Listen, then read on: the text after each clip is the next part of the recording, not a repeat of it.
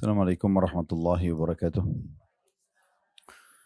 Alhamdulillah, selalu saja kita bersyukur dan berterima kasih kepada Allah Subhanahu wa taala atas segala nikmat yang Allah limpahkan kepada kita.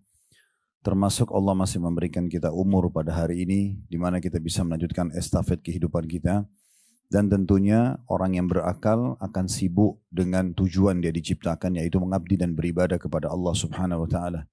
Kalau di masa lalu kita sudah isi dengan sholat, dengan puasa, zikir dan doa-doa serta ibadah-ibadah yang lainnya, maka sekarang kita melanjutkan estafet itu.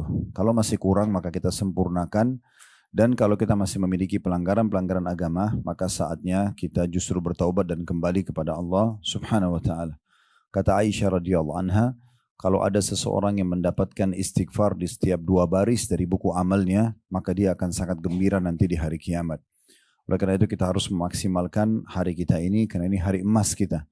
Setiap kekurangan di masa lalu bisa kita sempurnakan, setiap kesempurnaan pun tinggal ditambahkan, dan setiap pelanggaran bisa kita memohon ampun kepada Allah Subhanahu wa taala.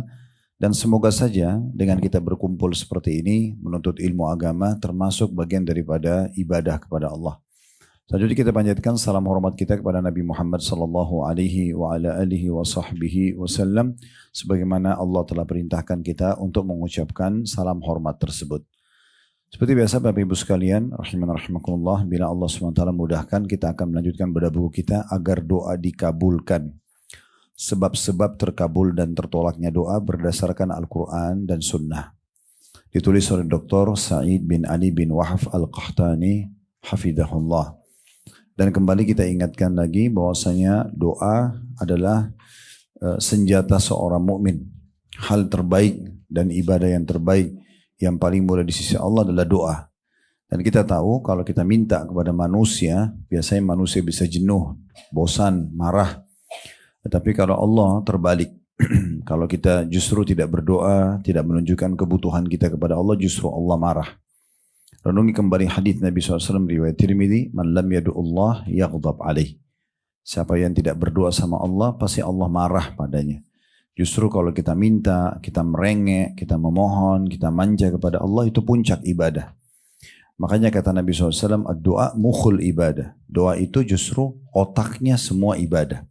Orang kalau sudah terfikir dan tergantung, selalu mau manja dengan Tuhannya, selalu mau memohon dengan Tuhannya, minta perlindungan, minta ditambahkan karunia, minta diselamatkan dari segala macam mara bahaya, maka berarti dia tahu dia punya Tuhan. Dan orang yang menyadari dia punya Tuhan, berarti dia sudah mentauhidkan Allah. Dia tidak butuh minta kepada yang lainnya. Kita juga tahu, sudah pernah kita singgung ya, bagaimana Islam peduli sekali dengan doa ini, sampai sebelum aktivitas hampir semuanya diiringi dengan doa. Sebelum keluar rumah, sebelum makan, sebelum minum, sebelum masuk kamar mandi, sebelum berpakaian, dan sesudahnya, maka kita bersyukur kepada Allah Subhanahu wa taala. Terlalu banyak doa yang diajarkan oleh Nabi SAW yang harusnya kita jadikan sebagai pelajaran buat kita. Apakah kita menghafalnya atau minimal kita mengambil sebuah pesan penting, rutinlah berdoa, maka pasti rahmat Allah akan dekat dengan kita. Dan sudah pernah kita titik beratkan juga, kalau berdoa, meminta agar dipertahankan nikmat yang sedang ada, keimanan, ilmu, rezeki, kebutuhan dan segala macam ini, itu lebih afdal daripada nanti ada masalah baru kita minta jalan keluarnya. Berarti tidak ada alasan untuk tidak berdoa kepada Allah Subhanahu wa ta'ala. Jadi cintakan dalam diri kita doa itu. Itu sedikit pembukaan, dan kita masih di pembahasan kedua, yaitu masalah waktu, keadaan dan momen terkabulkannya doa. Ini ada belasan poin tentunya. Waktunya, keadaannya, dan momen terkabulkan doa. Sudah kita jelaskan di halaman 77, malam Lailatul Qadar.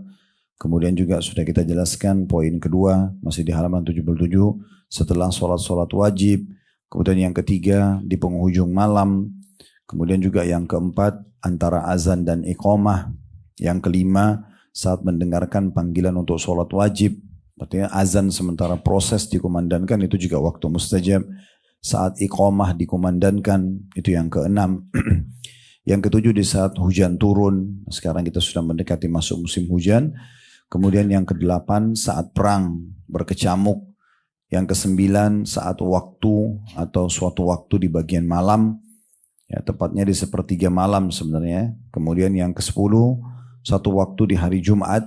Ini juga sudah kita paparkan panjang lebar berhubungan dengan masalah itu. Yang ke-11 saat minum zam-zam dengan niat yang baik. Yang ke-12 di saat sujud. Yang ke-13 ketika terbangun di malam hari dan berdoa dengan doa yang diajarkan oleh Nabi SAW. Yang ke-14 berdoa dan memulai doa dengan doanya Dhunnun Nabi Yunus alaihissalam, la ilaha illa anta subhanaka inni kuntu minadh dhalimin, baru berdoa. Yang ke-15 berdoa di saat ditimpa bencana dengan mengucapkan istirja, inna lillahi wa inna ilaihi raji'un. Kemudian yang ke-16 mendoakan orang sesaat setelah meninggal dunia. Kemudian yang ke-17 ketika membaca doa istiftah ya, di dalam awal sholat. Kemudian juga yang ke-18 mirip dengan itu ketika membaca doa iftitah berikut ini. Jadi ada dua doa istiftah atau iftitah itu yang mustajab doa. Sekarang kita masuk poin ke-19-nya. Ya, tepatnya ketika membaca surah Al-Fatihah dengan tadabbur di dalam sholat. Tadabbur artinya merenungi maknanya. Kalau kita renungi maknanya, makanya saya sering bahasakan, kalau kita bukan orang yang ngerti bahasa Arab, maka sebaiknya harusnya ya kita mengerti minimal arti yang sering kita baca. Seperti doa iftitah itu rutin kita baca setiap sholat. Al-Fatihah rutin kita baca setiap sholat. Kemudian juga surah mungkin yang rutin kita pilih. Al-Asr misalnya, Al-Kautsar. Banyak surah-surah pendek. Al-Ikhlas, Al-Falaq, An-Nas, Al-Masad. Misalnya Al-Alaq. Semua ini harusnya kita ngerti. Minimal sekali sebelum Bapak Ibu sholat sudah tentukan surah yang mau dibaca. Misalnya rakaat pertama saya mau baca At-Tin. Surah kedua saya mau baca Al-Masad misalnya. Nah baca terjemahannya sebelum takbiratul ihram supaya tahu nanti pada saat baca, oh ini tadi terjemahannya, masih kebayang terjemahannya. Itu namanya tadabbur ya. Kemudian juga dengan doa dibaca pada saat ruku, doa pada saat i'tidal, sami'allahu liman hamidah, doa pada saat sujud di antara dua sujud sampai tahiyat. Ini rutin tahunan kita kerjakan. Mungkin di antara kita sudah ada puluhan tahun mengerjakan sholat misalnya. Masa sampai sekarang belum mengerti artinya gitu ya. Membawa kekhusyuan dalam sholat itu adalah mengerti apa yang kita ucapkan. Itu namanya tadabbur ya. Kita tidak mungkin mentadabburi sesuatu kalau kita tidak mengerti gitu ya. Makanya harus kita mengerti minimal artinya. Baik, di sini disebutkan dengan mentadabburi surah Al-Fatihah terutama dalam sholat itu mustajab doa. Dari mana dalilnya? Kita lihat sama-sama di halaman 88 hadis dari Abu Hurairah radhiyallahu anhu. Bahwasanya Nabi SAW bersabda, man shalla salatan lam yaqra fiha bi ummil Qur'ani fahiya janah atau jadah. Ya. Maaf, fahiya khidaj. Saya ulangi ya. Fahiya khidaj. Thalathan ghairu tamam. Saya ulangi hadisnya, kata Nabi SAW, man shalla salatan lam yaqra fiha bi ummil Qur'ani fahiya khidaj. Kemudian koma, thalathan ghairu tamam. Barang siapa yang sholat tanpa membaca surah Al-Fatihah, maka sholatnya itu kurang. Beliau mengucapkan demikian sebanyak 3 kali, maksudnya tidak sempurna. Ya. Bahkan pendapat jumhur ulama mengatakan batal sholat tanpa Al-Fatihah. Al-Fatihah dianggap bagian daripada rukun sholat itu sendiri. Ya. Maka ditanyakan kepada Abu Hurairah radhiyallahu anhu, sesungguhnya kami berada di belakang imam. Abu Hurairah lalu menjawab, bacalah di dalam hatimu, sesungguhnya aku mendengar Rasulullah sallallahu alaihi wasallam bersabda, qala Allah Ta'ala. Nah ini hadis ini yang di halaman 89 yang menyebabkan kenapa Dr. Said hafizahullah masukkan baca Al-Fatihah dalam sholat termasuk mustajab doa karena hadis ini. Qala Allah Ta'ala, qasamtu as-salata baini wa baina 'abdi nisfaini wa li 'abdi ma sa'al. فإذا قال العبد الحمد لله رب العالمين قال الله تعالى حمدني عبدي وإذا قال الرحمن الرحيم قال الله تعالى أثنى علي عبدي وإذا قال مالك يوم الدين قال مجدني عبدي وقال مرة فوض إلي عبدي فإذا قال إياك نعبد وإياك نستعين قال هذا بيني وبين عبدي ولعبدي ما سأل فإذا قال اهدنا الصراط المستقيم صراط الذين أنعمت عليهم غير المغضوب عليهم ولا الضالين قال هذا لعبدي ولعبدي ما سأل. Kata Nabi SAW, Allah Ta'ala berfirman, aku membagi solat antaraku, hanya besar kata ganti Allah, dengan hambaku menjadi dua. Dan hambaku mendapatkan apa yang dia atau ia mohonkan. Apabila hambaku membaca Alhamdulillahi Rabbil Alamin, segala puji bagi Allah Rabb semesta alam, Allah menyambut spontan di saat itu seraya berfirman, aku telah dipuji oleh hambaku. Dan apabila dia membaca Ar-Rahmanir Rahim, zat yang maha pemurah dan juga maha pengasih atau penyayang, zat yang maha pengasih dan penyayang, maka Allah berfirman, hambaku menyanjungku. Dan apabila dia membaca Maliki Yaumiddin, yang menguasai hari pembalasan, Allah berfirman, aku diagungkan oleh hambaku. Dan suatu kali beliau mengatakan, hambaku menyerahkan urusannya kepadaku. Karena apabila dia membaca Iyyaka na'budu wa iyyaka nasta'in, hanya kepadamu kami menyembah dan hanya kepadamu kami memohon pertolongan, Allah pun menjawab, ini antara aku dengan hambaku dan hambaku mendapatkan apa yang dia mohonkan. Apabila dia membaca ihdinas siratal mustaqim siratal ladzina an'amta alaihim ghairil maghdubi alaihim waladdallin, tunjukilah kami jalan yang lurus, yaitu jalan orang-orang yang telah engkau anugerahkan nikmat kepada mereka, bukan jalan mereka yang dimurkahi dan bukan juga jalan orang-orang yang sesat. Maka Allah berfirman, ini adalah untuk hambaku dan hambaku mendapatkan apa yang dia mohonkan. Baik. Kita mulai dulu. Sekarang itu tadi baru saya bacakan semua. Seperti biasa kita akan coba bedah mutiara ilmu yang bisa didapatkan dari dua buah hadis yang diangkat oleh Dr. Said Hafidahullah. Dari hadis yang pertama, hadis Abu Hurairah halaman 88, diambil pelajaran yang pertama, tidak akan sempurna atau bisa bermakna lain tidak akan diterima sholat seseorang tanpa Al-Fatihah. Oleh karena itu dia harus fokus membaca Al-Fatihah. Ya. Dan kita tahu memang Al-Fatihah ini kalau tidak dibaca, berarti dalam pendapat umumnya ulama tadi sholatnya tidak diterima. Ya. Nah berarti di sini kita harus memberikan perhatian khusus di Al-Fatihah. Baik itu penyebutan bacaannya ataupun juga merenungi atau tadabburi makna-maknanya. Pernah kita kasih contoh di ruangan kelas kita ini ya. Jadi hati-hati dalam penyebutan huruf hijaiyah. Harus betul-betul bisa dibedain dan sudah saatnya belajar memperbaiki kalau yang masih salah. Mana tha ya, yang lidah ditekan ke gigi atau tepatnya bagian dalam gigi ya, bagian belakang atas atau di langit-langit ya, di mulut kita tha ditekan ya. Itu beda sekali dengan zal ya, zalika, beda sekali dengan zai, zulzila, beda sekali juga dengan sin ya, dan beda dengan shin. Jadi idza syamsu itu beda. Syams, shin, mim, sin ya. Itu beda. Kemudian juga beda sekali dengan dha ya, zalimin. Jadi beda. Salah penyebutan makna, salah penyebutan huruf dia, salah makna ya. Beda antara alif sama ain. Alamin dengan alamin beda ya. Beda penyebutan antara ha ar-rahmanir rahim dengan kha khalidina fiha misalnya. Beda juga dengan ha ihdina ya. Dengan ada ditekan di dalam dada kita itu ya. Itu ada penyebutan sendiri. Ini semua hal-hal yang harus diperhatikan. Beda antara ta sama to ya. Beda sekali itu ya.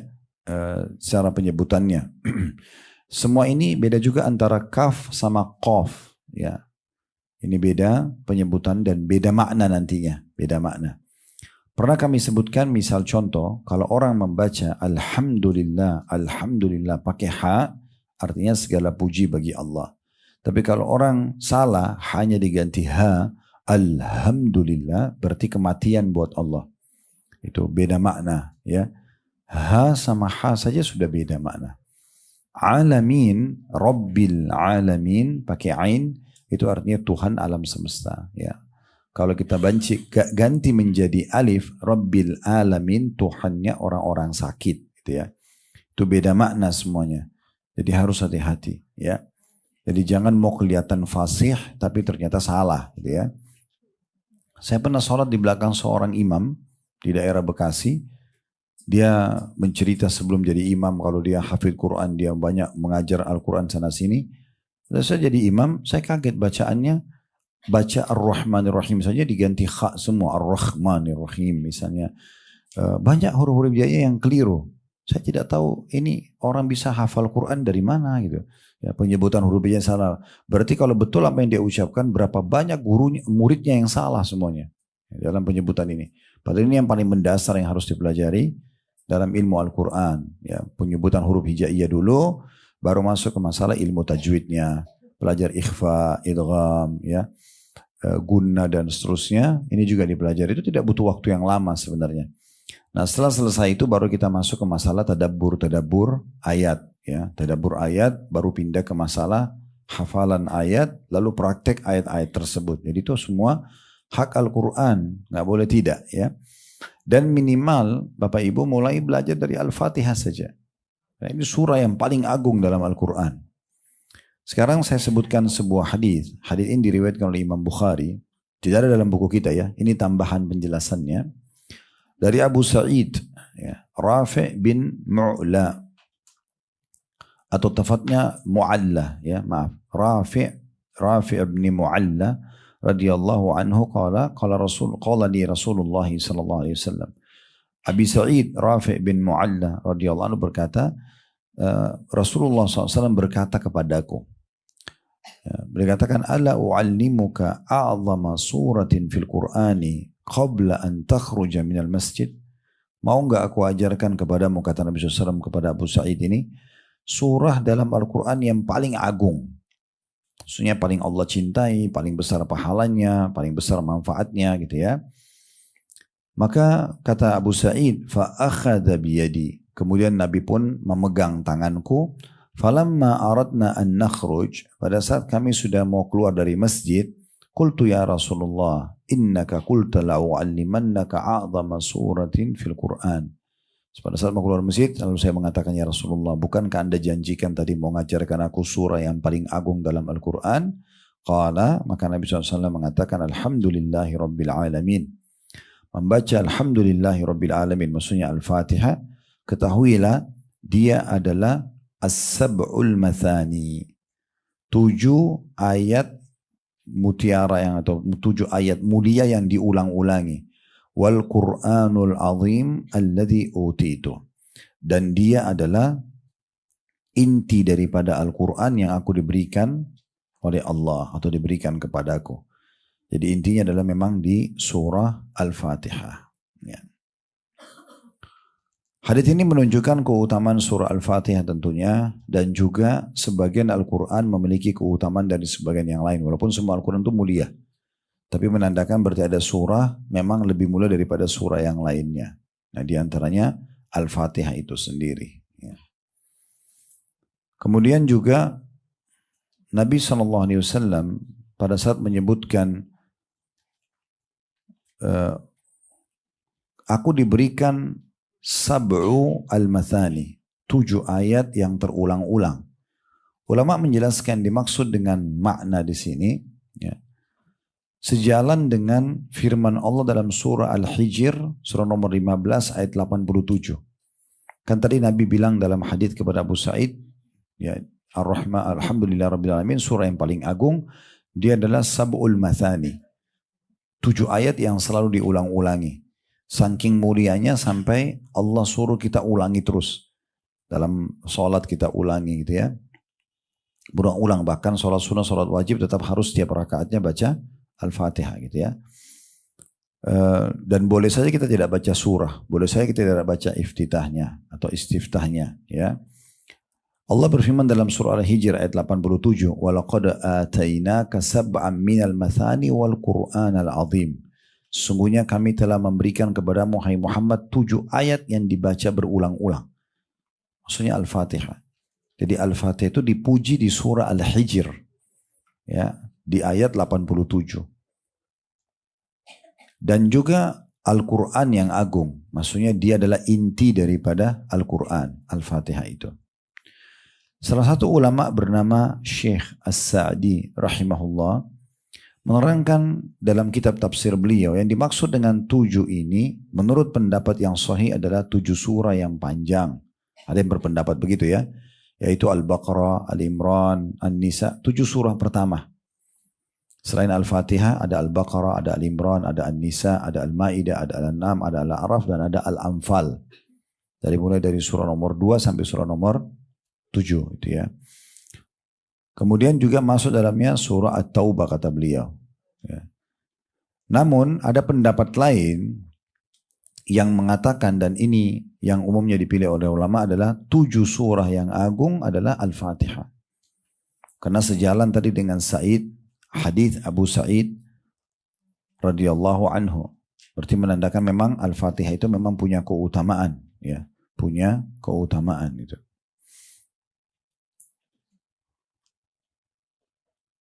Kemudian juga Al-Fatihah sisi yang lain ya. Kalau tadi yang pertama dia adalah 7 ayat yang terulang-ulang dan dia inti daripada Al-Quran, itu bisa kita katakan keutamaan pertama surah Al-Fatihah. Untuk menjelaskan masih hadis Abu Hurairah ya di halaman 88. Tadi kita bilang hadis Abu Hurairah ini menunjukkan berarti Al-Fatihah bagian daripada wajibnya sholat itu. Artinya tanpa Al-Fatihah bisa tidak sah sholatnya gitu ya. Tentu ada kondisi tertentu yang luput dari kita Al-Fatihah. Contoh misalnya Bapak Ibu datang pas imam mau berjamaah dan imam sudah ruku. Ya. Kita tak masuk takbir langsung ikut ruku. Gitu kan. Itu tidak baca Al-Fatihah umumnya ya. Ini dalam pendapat Imam Ahmad dan Imam Malik. Tapi Imam Syafi'i mengatakan rahimahullah tetap harus baca. Ya, tetap harus baca. Dan dalam madhab Imam Syafi'i boleh ya, asal tidak ketinggalan 3 gerakan sholat. Kayak misalnya imamnya ruku nih, kita baru takbir, kita baca Al-Fatihah saja. Sampai dia i'tidal, itu berarti gerakan kedua. Sampai dia sujud yang pertama, gerakan ketiga. Nah tidak boleh sampai lewat dari sujud yang pertama. Itu kita masih bisa kejar baca Al-Fatihah. Nanti kita kejar imam untuk ya rukunya, i'tidalnya dan seterusnya. Tapi ini pendapat tentu berselisih dengan pendapat umumnya ulama. Kalau umumnya ulama sebenarnya sudah gugur. Ya. Begitu kita datang, kalau imam sudah ruku karena sudah pindah ke gerakan selanjutnya dan imam di sini bisa menjadi penopang terhadap makmumnya, maka dia tinggal takbir dan ruku saja. Nah ini ada keadaan-keadaan tertentu pengecualian ya. Tapi kalau kita masuk ke dalam sholat masih dari awal, ini Al-Fatihah kita dahulukan. Mana yang saya dahulukan? Kalau seandainya saya masuk di dalam sholat, imam sepertinya sudah berjalan nih. Mungkin semenit 2 menit ya. Saya bingung antara nanti dia ruku atau dia masih panjang bacanya. Mana yang saya dahulukan? Saya baca istiftah dulu baru Al-Fatihah surah atau saya dahulukan Al-Fatihah? Jawabannya dahulukan Al-Fatihah. Al-Fatihah. Kecuali memang kita ikut dari awal takbiratul ihram atau kita tahu di masjid itu imamnya biasa baca panjang. Lebih bagus kita kehilangan istiftah yang merupakan sunnah daripada kita terpotong Al-Fatihahnya. Baru 3 ayat lalu kita ketinggalan gitu ya. Karena memang ini bagian dari hal yang sangat ditekankan. Nanti kita tekankan lagi itu di hadis nomor 2 kita, di mana ada seseorang yang bertanya kepada Abu Hurairah mengatakan, saya sholat di belakang imam. Nah, imam maksudnya bersuara baca Al-Fatihah. Tetap Abu Hurairah mengatakan, bacalah walaupun dalam hatimu. Karena mengejar keutamaan mustajabnya doa. Ya. Karena nanti diakhirkan ihdinas siratal mustaqim sampai akhir kan Allah mengatakan ini milik hambaku dan dia dapat apa yang dia minta. Kita minta agar diberikan petunjuk sama dengan jalannya Nabi Muhammad SAW dan orang yang beriman pada beliau dari kalangan sahabat dan diselamatkan dari kesesatan Yahudi dan Nasrani. Karena maghdubi alaihim adalah Yahudi, dhalin adalah orang-orang Nasrani. Jadi kita selalu minta agar jangan kita terjerumus pada kesalahan mereka. Orang-orang Yahudi membangkang, gak mau ada Nabi setelah Musa, sampai mereka pun yang berusaha membunuh Nabi Isa, mereka juga berusaha membunuh Nabi Muhammad SAW, ini sesat, gak benar gitu. Kemudian juga orang-orang Nasrani yang mau coba mendakwakan agama Nabi Isa, tapi mereka keliru dengan mengatakan Allah punya anak, gitu kan. Lalu menyebarlah banyak patung-patung di gereja-gereja mereka. Nanti kita jelaskan di hadis kedua insya Allah. Baik, kita kembali dulu ke masalah keutamaan surah Al-Fatihah sendiri. Yang pertama tadi dia adalah 7 ayat yang terulang-ulang. Karena dia selalu diulang di setiap kali sholat itu ya. Kemudian yang kedua, dia adalah dihitung ummul kitab atau induk daripada Al-Quran. Berjalan daripada hadis Abu Hurairah, ya, ini hadis yang disebutkan Abu Hurairah di halaman 88. Ini sebenarnya hadis panjang ya. Di buku kita ini hanya ditulis pendek saja. Nah, saya akan bacakan riwayat panjangnya sekarang. Abu Hurairah lalu mengatakan, "Man shalla salatan lam yaqra fiha bi ummil kitab fahiya judaj," ya, atau cepatnya khidaj, thalathan ghairu tamam. Tadi sudah kita tahu ini bahwasanya siapa yang sholat tanpa membaca surah Al-Fatihah maka sholatnya kurang. Ya, yang dimaksud Nabi lalu diulangi 3 kali dan dikatakan tidak sempurna. Nah, ini masalah lanjutan. Faqila li Abu Hurairah inna nakuna wara'al imam. Ya. Berarti hadits ini cuma satu ya. Saya keliru berarti. Hadits ini cuma satu. Hadits yang di bawah ini bersambung sebenarnya, ya. Bersambung. Baik, berarti hadits ini hanya satu. Saya ralat kembali, saya katakan ada 2 buah hadits. Jadi hadits ini cuma satu. Setelah perkataan Abu Hurairah, setelah perkataan Nabi SAW, ghairu tamam, tidak sempurna, lalu Abu Hurairah ditanya, kami sholat di belakang orang atau imam, baru kemudian Abu Hurairah jelaskan panjang lebar tentang hadis tersebut.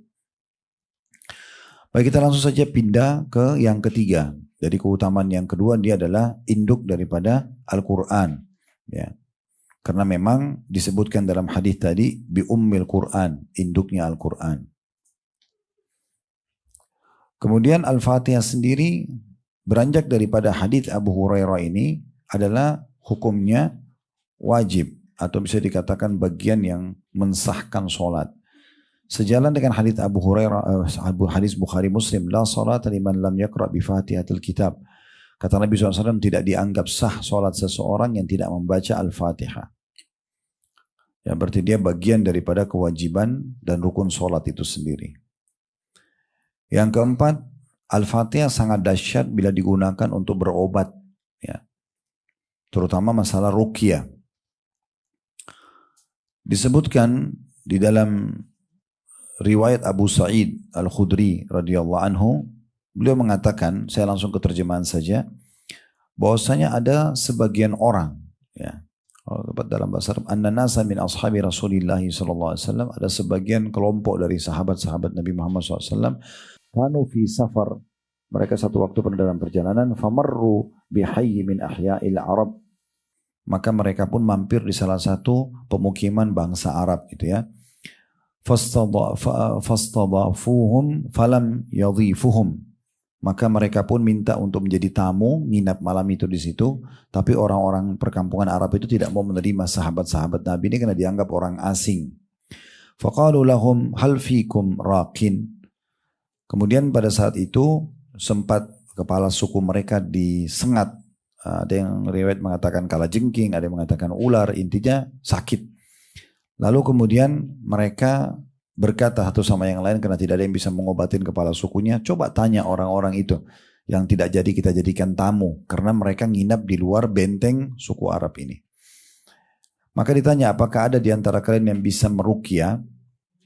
Fa inna sayyidal hayy ladigun aw musab, karena kepala suku ini sedang tersengat ataupun sedang ya sakit. Faqala rajul minhum na'am, maka salah satu dari sahabat Nabi mengatakan iya, fa'atahu faraqahu bi Fatihatil Kitab fabara'a ar-rajulu fa'ata qati'an min ghanamin fa'aba an yakbalaha. Kemudian datanglah salah sahabat Nabi lalu membaca ruqyah surah Al-Fatihah dan ditiupkan ke lukanya atau sengatan hewan tadi kepala suku itu, maka dia pun sembuh. Lalu kepala suku itu ingin memberikan upah bayaran dengan memberinya ya kambing ya kepada sahabat ini. Namun dia pun menolak, sahabat ini menolak untuk menerimanya, tidak mau menerimanya. Wa qala hatta adhkura dzalika lin-nabi sallallahu alaihi wasallam. Kata sahabat ini, saya akan terima tapi setelah saya tanya dulu kepada Nabi, boleh enggak sih menerima upah dari bacaan ayat Al-Quran begini? Fa'atan Nabiy sallallahu alaihi wasallam fadzakara dzalika lah. Maka dia pun mendatangi Nabi SAW dan menyebutkan kejadian tersebut. Faqala Rasulullah sallallahu alaihi wasallam, maka dia mengatakan fadzakara dzalika lahu faqala ya Rasulullah.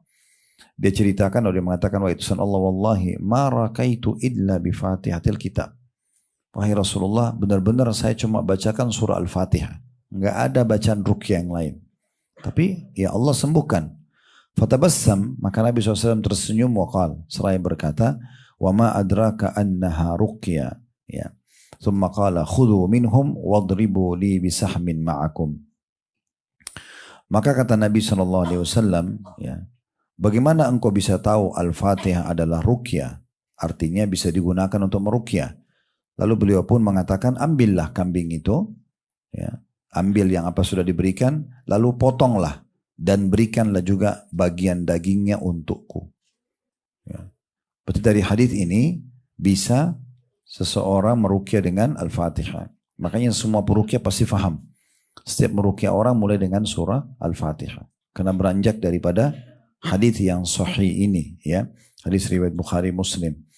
Dan yang kedua, perlunya agar ruqyah itu berefek diikuti dengan keyakinan. Tidak boleh Bapak Ibu bilang, benar nggak sih baca Al-Fatihah, saya tiupin ke badan saya atau badan suami atau badan anak saya terus dia sembuh dari demam. Nah, kalau ragu-ragu nggak ada manfaatnya. Semua harus diikuti dengan keyakinan. Sahabat ini mengatakan, ya Rasulullah, benar-benar saya cuma bacain Al-Fatihah. Bayangkan orang ini tersengat, ya, kena bisa ular atau kalajengking, itu mematikan. Tapi bisa sembuh hanya dengan bacaan ini. Ada salah satu ulama, Syekh Al-Idan, menulis buku ruqyah syariah ratusan lembar tentang masalah ruqyah. Beliau titik beratkan sekali di awal penulisan buku beliau, kalau sesungguhnya meruqyah diri itu bukan hanya kalau kena sihir, bukan juga hanya kena ain, tapi semua jenis penyakit dianjurkan agar ruqyah dulu baru berobat medis. Ruqyah dulu baru berobat medis. Makanya banyak sekali buku-buku terbit tentang masalah ruqyah dan dianjurkan agar meruqyah dulu, ya. Seperti misalnya meruqyah, kemudian bersedekah, niat agar penyakit kita sembuh, baru kita ikhtiar medis. Jadi medis itu sebenarnya ikhtiar yang kesekian kalau dalam ajaran para ulama kita. Cuma sekarang kan kita balik. Kita selalu andalkan medis dulu, baru kemudian kita berdoa sesudahnya, gitu kan. Baru kita habis minum obat, baru kita berdoa, ya Allah sembuhin. Padahal sebenarnya doa itu dilakukan sebelum aktivitas. Sebelum aktivitas, gitu ya. Jadi ini perlu diperhatikan baik-baik karena memang dia punya kedudukan yang sangat banyak, ya, kedudukan yang sangat banyak. Sekarang kita masuk ke potongan lanjutan hadis, ya. Ini berlanjut ke keutamaan selanjutnya, gitu ya. Yaitu bahwasanya Allah Subhanahu wa taala, ini faedah yang bisa diambil dari potongan hadis yang di halaman 89, membagi salat menjadi dua.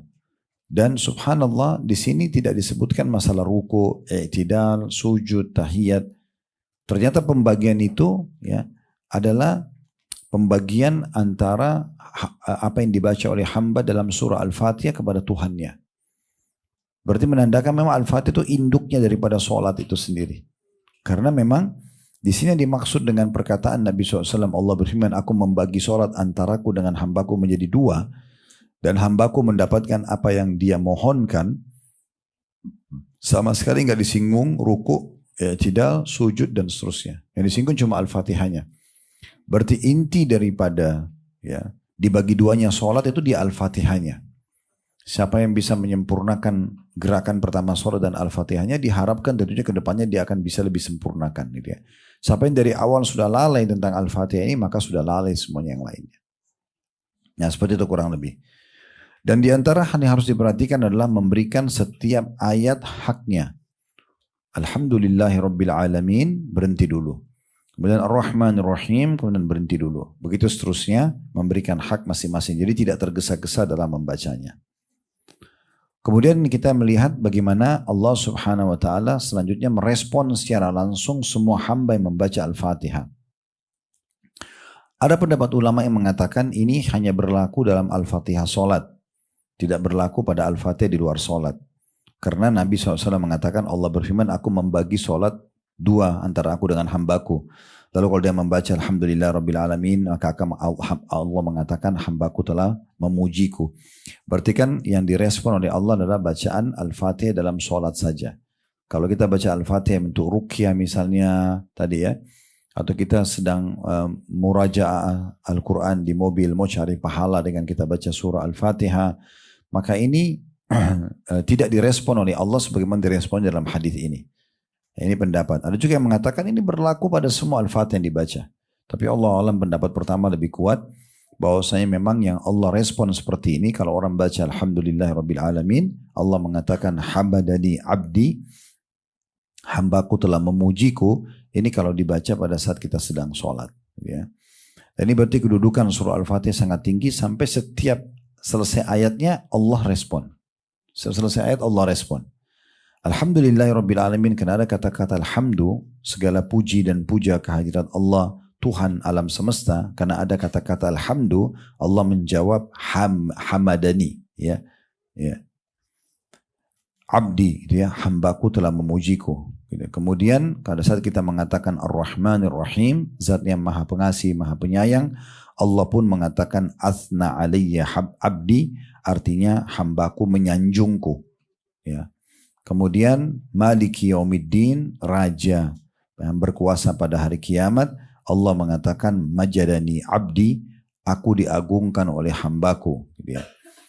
Kemudian dalam riwayat yang lain dikatakan fawwadha ilayya abdi, hambaku pada saat membaca Maliki Yaumiddin, dia telah mengembalikan urusannya kepadaku.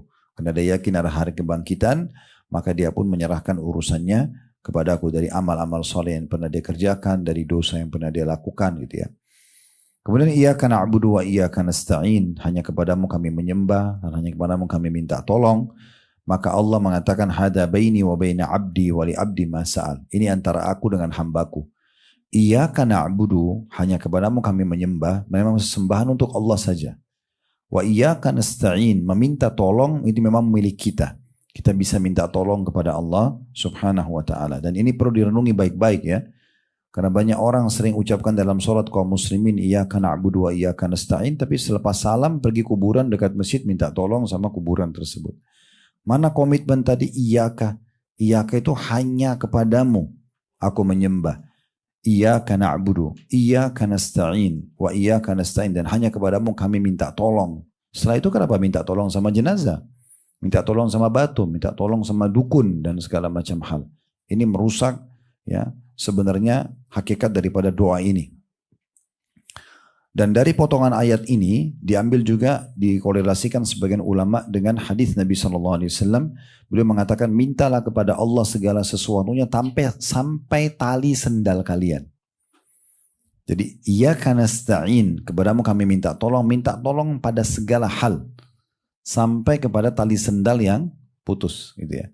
Minta kepada Allah SWT. Jadi jangan pernah minta hanya hal-hal yang besar saja. Nanti kalau sudah kena penyakit kronis baru berdoa, baru tahajud. Dari hal yang kecil, ya, apapun itu sifatnya. Bahkan kalau perlu kita jadikan doa ini sebagai momentum komunikasi rutin kita dengan Allah. Misalnya kita mau kamar mandi nih, ya Allah mudahin saya, antara kita sama Allah saja. Supaya saya bisa mandi, supaya saya bisa berwudu, lalu saya bisa aktivitas hari ini. Doa ini sebenarnya bisa saja nggak dibaca, tapi kalau kita baca, berarti kita memaksimalkan apa yang kita mau lakukan, kita minta sama Allah supaya diberkahi, ya, supaya Allah SWT berkahi. Nah seperti itulah. Makin kental kita minta sama Allah, maka makin bagus gitu ya. Kemudian ihdinas siratal mustaqim, tunjukkan kami jalan yang lurus. Di sini maksudnya jalannya Nabi Muhammad SAW dan para sahabatnya yang telah berpegang teguh pada Al-Quran dan juga Sunnah. Siratal ladzina an'amta alaihim, jalan orang-orang yang telah engkau berikan nikmat kepada mereka. Ini masuk kepada tadi Nabi Muhammad SAW dan para sahabat. Ghairil maghdubi alaihim, bukan orang yang engkau murkahi. Sudah kayak kita katakan tadi Yahudi. Ini diambil dari perkataan Ibnu Abbas radhiyallahu anhu. Beliau mengatakan Yahudi itu maghdubi alaihim, dimurkahi oleh Allah. Karena orang-orang Yahudi itu mereka pindah ke Madinah, 3 suku besarnya Qainuqa, Nadir dan Quraidah, karena mereka tahu Nabi Muhammad akan hijrah di situ. Ya. Dan kita sudah tahu kisah Abdullah bin Salam radhiyallahu anhu yang masuk Islam, pendeta Yahudi. Dia menghardik beberapa pendeta Yahudi yang lain mengatakan, kenapa kalian tidak mau beriman sementara dia inilah yang membuat kakek-kakek kalian hijrah ke Madinah dan inilah Nabi yang benar kalian temukan dalam kitab Taurat. Tapi mereka tetap pungkiri, nggak mau. Di perang Khaybar mereka pernah berusaha meracuni Nabi SAW dan Nabi sempat tanya, ya, siapa penghuni neraka? Mereka bilang kami akan masuk dulu baru kalian gantikan kami. Maksudnya kaum muslimin gantikan. Kata Nabi SAW, kalian telah dusta. Kami tidak akan menggantikan kalian. Gitu ya. Jadi terlalu banyak memang poin-poin yang sebenarnya Yahudi tahu kebenaran tapi mereka tidak mau ikutin. Mereka tidak mau ikutin. Mereka tahu bahkan mereka akan masuk neraka di akhirat, mereka tetap ngotot. Kalau sekarang apa yang terjadi di Gaza, mereka membunuh umat Islam sampai puluhan ribu, itu jangan heran. Dalam kisah Bani Israel, mereka pernah membunuh Nabi Allah dalam satu hari 700 orang. Nabi mereka bunuh. Ya, Nabi yang paling banyak diutus itu di Bani Israel. Banyak sekali. Makanya Allah mengatakan mereka membunuh nabi-nabi mereka. Ya. Jadi banyak, kalau Nabi aja utusan Allah dibunuh, apalagi kalau manusia yang dianggap tidak sefaham sama mereka. Memang sudah begitu. Cengkal orangnya, keras kepala gitu ya. Itu sifatnya orang-orang Yahudi. Makanya dikatakan maghdubi alaihim. Kita selalu berlindung kepada Allah, jangan punya sifat itu. Jangan seperti mereka. Tahu kebenaran tapi ngotot gak mau ikutin. Tahu dirinya salah gak mau ngakuin salah. Nah, ini kalau ada pada diri kita ini bahaya sekali sifat orang-orang Yahudi. Orang beriman itu kalau benar ya benar. Kalau salah ya dia akuin kesalahannya. Nah, gitu.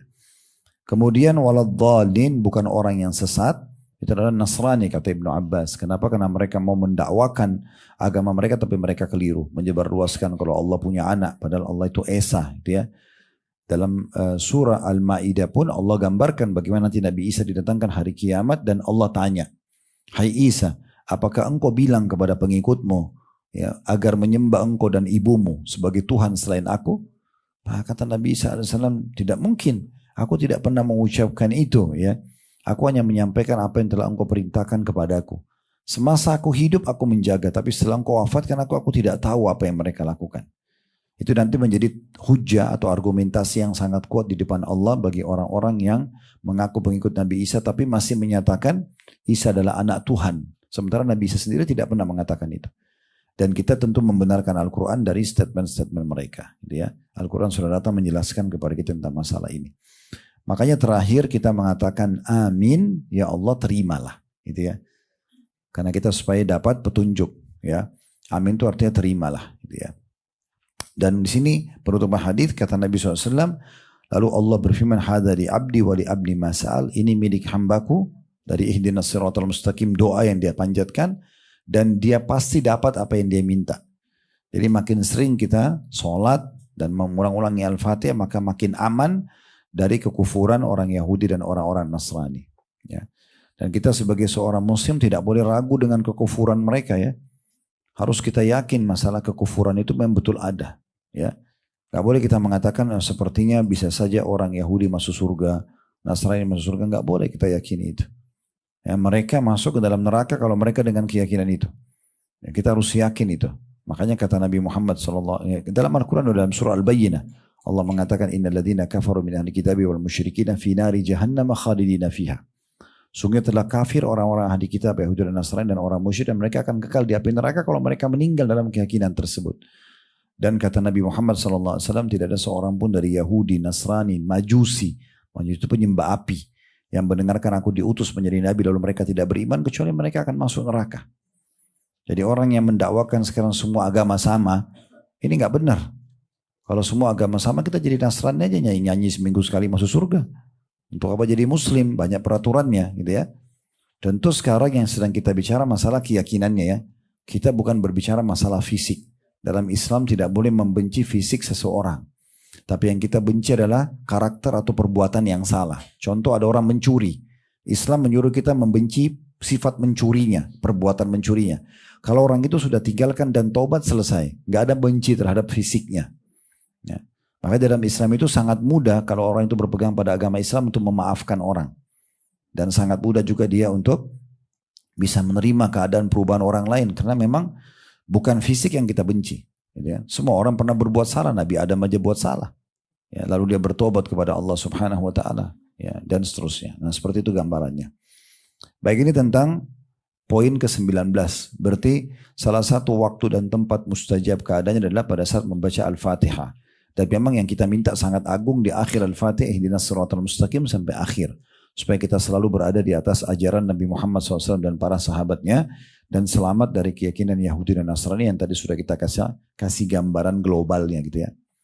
Sekarang kita masuk ke poin 20-nya. Ketika mengangkat kepala dari ruku dan mengucapkan. Ini maksudnya i'tidal. Sami Allahu liman hamidah gitu ya. Saya bacakan dulu kata penulis ini, Rabbana lakal hamdu hamdan kathiran tayyiban mubarakan fi. Rabbana lakal hamd, wahai Tuhan kami, segala puji hanya bagimu. Hamdan kathira, puji-pujian yang banyak. Tayyiba, sempurna ataupun baik. Mubarakan fi, penuh dengan berkah di dalamnya. Disebutkan dari Rifa'ah, sahabat Nabi radhiyallahu anhu, beliau mengatakan suatu kali kami pernah sholat di belakang Nabi SAW dan tak kala beliau mengangkat kepalanya dari ruku, beliau mengucapkan SAW, Sami Allahu liman hamidah. Sami'a fi'lul madhi, sesuatu yang sudah lampau. Ya, Allah telah mendengar, Sami Allah, Allah telah mendengar. Liman hamidah, siapapun yang memujinya. Maka ada seseorang dari belakang Rasulullah SAW mengatakan, Rabbana walakal hamdu hamdan kathiran tayyiban mubarakan fi. Wahai Tuhan kami, segala puji hanya bagimu, puji-pujian yang banyak, lagi baik dan penuh berkah di dalamnya. Tak kala Nabi SAW selesai sholat, beliau bertanya, siapa tadi yang baca itu? Maka seorang laki-laki mengatakan, saya. Kata Rasulullah SAW, Ra'aitu bid'atan wa thalathina malakan yabtadirunaha ayyuhum yaktubuha awal. Aku melihat lebih dari 30-an malaikat bergegas masing-masing ingin mencatatnya terlebih dahulu. Ini ada footnote nomor 132 di bawah ya, diriwayatkan oleh Bukhari. Riwayat ini Bapak Ibu sekalian juga memberikan kepada kita beberapa pelajaran. Yang pertama, bahwasanya Allah itu selalu mendengar hamba-hambanya. Ya, setiap apa yang kita ucapkan, bahkan Allah mengetahui apa yang dirahasiakan oleh hati kita, walaupun orang manusia tidak tahu. Ya, ya'lamu kha'inatal a'yun wa ma tukhfis sudur dalam ayat. Allah itu tahu pengkhianatan mata dan juga apa yang disembunyikan dalam hati manusia. Jadi kita bisa sembunyikan tapi sama Allah tidak bisa gitu ya. Nah di antaranya kita kalau sholat ini menguatkan pada saat kita mengatakan Sami Allahu liman hamidah. Allah telah mendengar siapa yang memujinya. Karena kita pada saat rukuk baca mengagungkan Allah subhanahu rabbil azim. Begitu kita bangkit kita mengatakan Allah telah mendengar siapa yang memujinya. Di antara makna pujian tadi adalah mengagungkan Allah dalam rukuk gitu ya. Lalu kita sempurnakan dengan ini, Rabbana lakal hamd. Wahai Tuhan kami, segala puji bagimu ya. Lalu ditambah kalau bisa hamdan katsir. Sebenarnya kita bicara Rabbana lakal hamd itu sudah cukup. Riwayat ada satu riwayat menyebutkan itu. Ada riwayat lain, mil as-samawati wa mil al-ardi wa mil ma syi'ta min syai'in ba'd. Ya, seluas langit dan bumi inilah ya, dan yang ada di antaranya. Ada juga riwayat ini, Rabbana lakal hamdu hamdan katsiran tayyiban mubarakan fi. Ya. Tapi Dr. Said memilih riwayat ini. Kenapa? Karena Nabi SAW menanggapi setelah dia mengatakan hamdan, Rabbana lakal hamdu hamdan katsiran tayyiban mubarakan fi. Selepas salam Nabi tanya, siapa yang bilang tadi itu? Maka sahabat mengatakan saya Rasulullah. Kata Nabi SAW, tadi saya diperlihatkan ada 30 sekian malaikat yang berlumba-lumba mencatatnya. Di sini potongan ini maksudnya adalah itu bisa ada singgungan diterimanya doa. Ya. Malaikat mencatat berarti diterimanya doa, diterimanya puji-pujian ini. Ya. Oleh Allah subhanahu wa ta'ala. Makanya mereka berlumba-lumba mencatatnya gitu ya. Ini mungkin sudah umum penjelasannya, tapi ada titik yang saya ingin titik beratkan. Ada sebagian orang sekarang di media menjadikan ini sebagai alasan bahwasanya boleh berbuat apa yang Nabi tidak contohkan. Gitu. Saya pernah lihat beberapa cuplikan begitu ya. Boleh kok kita buat apa yang Nabi tidak contohkan. Terbukti sahabat ini Nabi tidak pernah ajarkan hamdan katsiran tayyiban mubarakan fi, tapi dia baca dan Nabi benarkan. Ini harus diluruskan pemahamannya.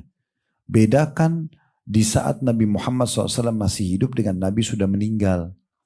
Kalau Nabi masih hidup, proses wahyu lagi turun, maka Nabi bisa tunjukkan disetujui atau tidak. Gitu ya. Beda, kalau sekarang kita katakan boleh, berarti kita menambah-nambah agama kita. Sebab Nabi Muhammad SAW tidak meninggal dunia kecuali sudah disempurnakan agama ini. Itulah sebabnya turun potongan ayat yang panjang, surah nomor 5, surah Al-Ma'idah ayat 3. Itu kan ayatnya panjang banget tuh, tentang larangan memakan bangkai dan segala macam. Di tengah-tengah ayat Allah mengatakan al-yawma akmaltu lakum dinakum. Hari ini aku sempurnakan agama kalian, gitu ya. Nah, berarti sudah sempurna. Itu ayat turun sebelum wafatnya Nabi Muhammad SAW. Maka ulama sepakat mengatakan Nabi tidak meninggal kecuali sudah menyampaikan semua syariat. Dan dalam memahami penyampaian Nabi ada namanya qauliyah, perkataan Nabi, ada namanya fi'liyah, perbuatan Nabi, dan ada namanya takririyah, persetujuan Nabi. Nah, kalau apa yang sahabat lakukan Nabi setuju, berarti nggak melanggar syariat, itu bisa jadi hukum, tapi di masa Nabi hidup.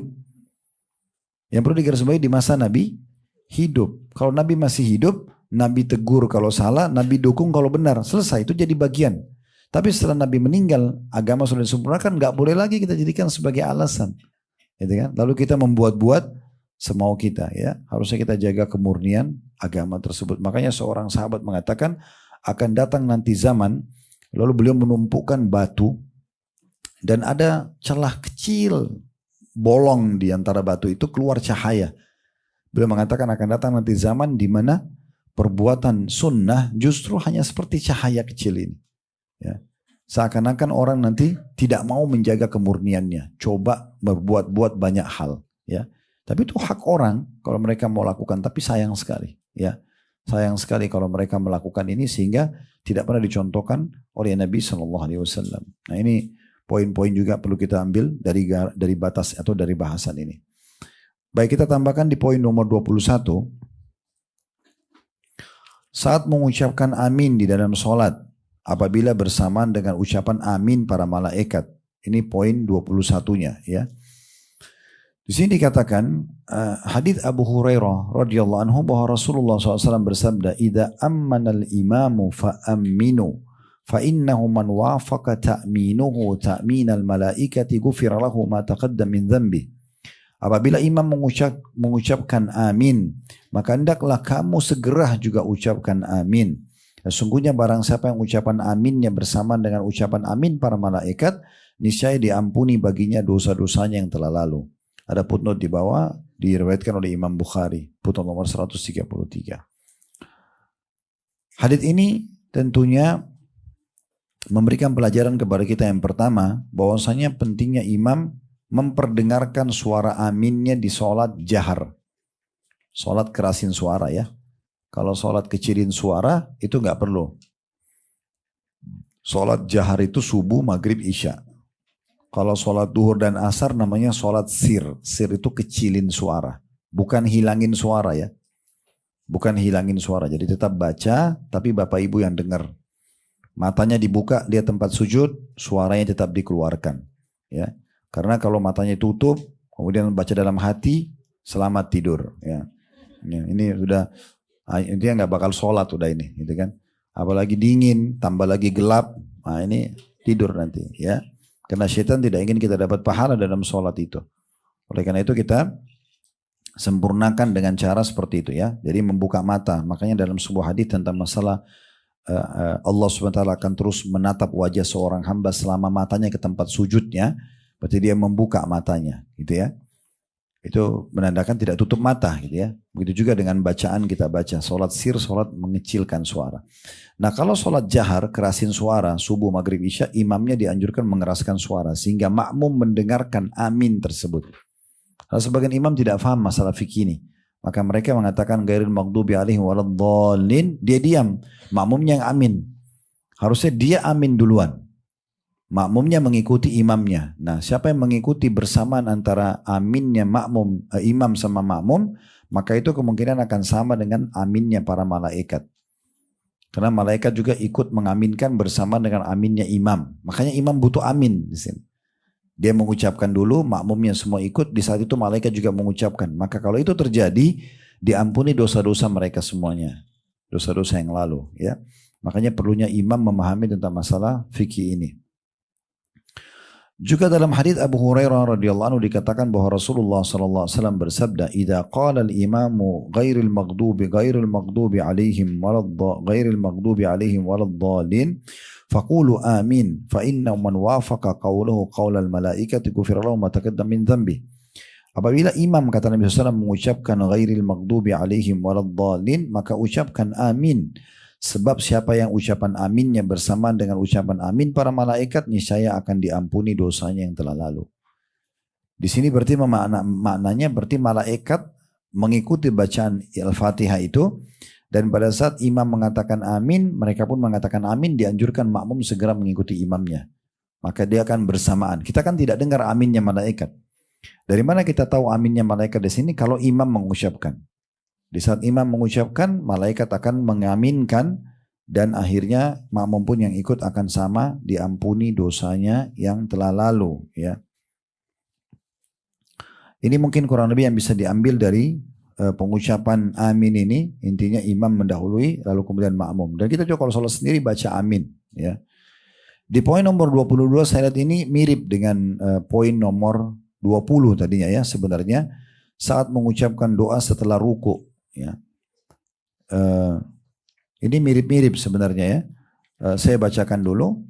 Allahumma rabbana lakal hamd, ya Allah, wahai Tuhan kami segala puji bagimu. Abu Hurairah meriwayatkan radhiyallahu anhu bahwa Rasulullah SAW bersabda, idza qala al-imam, apabila imam mengucapkan sami Allahu liman hamidah, Allah Maha mendengar orang yang memujinya, faqulu, maka ucapkanlah Allahumma rabbana lakal hamd.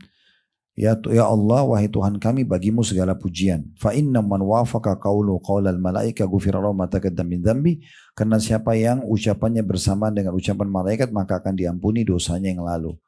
Berarti di sini maksudnya diampuni dosa ini sama dengan doa mustajab, karena kan kita berharap sholat diampuni dosa, dicatatkan pahala gitu ya. Nah berarti dalam i'tidal itu pada saat kita bilang Rabbana walakal hamd, itu sama malaikat juga mengucapkan itu, dan kalau ada yang membaca juga imamnya baca, maka diampuni dosa yang lalu. Kalau dia tambah tadi dengan poin nomor 20 hamdan katsiran thayyiban mubarakan fi, ini juga dapat tambahan lagi catatan ekstra pahala dari para malaikat. Nah seperti itu kurang lebih gambaran tentang masalah ini.